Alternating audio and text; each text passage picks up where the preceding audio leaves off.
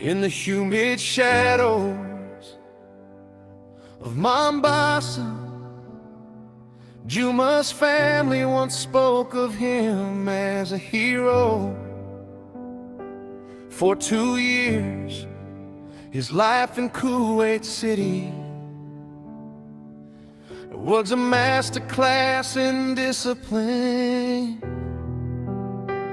He worked long hours in the desert heat, sending every possible Kuwaiti dinar back home. With that money, he didn't just pay bills, he opened a retail business for his wife, Mary, ensuring their 3 children had a future built on a solid foundation. But after his first vacation back to the coast, something shifted. The return to the quiet life of a migrant worker felt heavier than before. He began seeking comfort in the wrong places, joining a group of friends who spent their nights in smoke-filled rooms. Juma, once the man who counted every cent, became a chain smoker, his lungs and his pockets slowly emptying together. Then came the messages from a woman in Kenya. She sent him seducing photos that clouded his judgment, making him obsessed with returning home to her.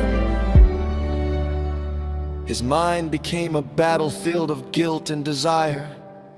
When his supervisors in Kuwait refused his leave request, Juma snapped. He acted out in a fit of manufactured madness, shouting and behaving so erratically that the management, fearing for his mental state, approved his vacation just to be rid of him.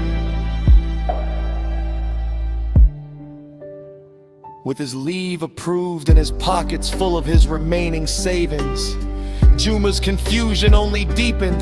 Instead of booking his flight immediately, he went on a reckless shopping spree. He bought expensive clothes or actrenics in the necessary luxuries, driven by a need to show off. By the time he went to book his ticket home, it was mid-December. The flight prices had skyrocketed. The money left in his hand was no longer enough for a seat on a plane.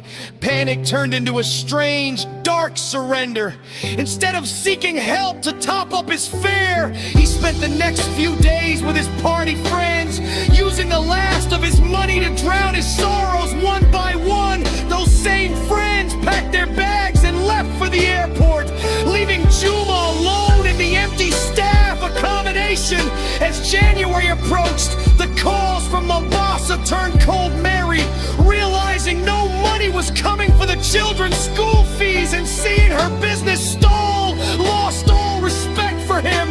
Her voice over the phone was sharp and unforgiving. Left alone in a silent room in Kuwait, Juma broke down. He wept like a baby on the floor, the weight of his failures pressing against his chest. He couldn't face the truth of his choices. Instead, he stared at the walls, convinced that a curse had been placed upon him. Someone at home is using witch doctors against me. He cried out to the empty room. They have tied my mind. They don't want me to come back.